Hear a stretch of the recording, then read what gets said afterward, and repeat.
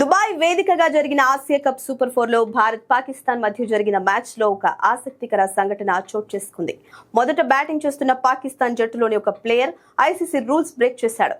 దీంతో అతడికి జరిమానా పడే అవకాశం ఉంది. అసలు ఏం జరిగిందంటే, పాకిస్తాన్ బ్యాటింగ్ చేస్తున్నప్పుడు ఆ జట్టు ఆటగాడు హుస్సేన్ తలత్ ఒక ఐసీసీ నియమాన్ని ఉల్లంఘించాడు.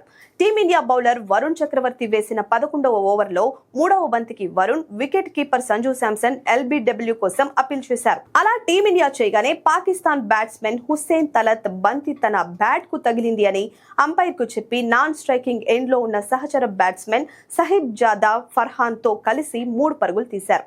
కానీ ఐసీసీ నియమాల ప్రకారం ఎల్బీడబ్ల్యూ అప్పీల్ అయినప్పుడు బ్యాట్స్మెన్ బంతి బ్యాట్ కు తగిలిందని స్వయంగా అంపైర్ కి చెప్పకూడదు.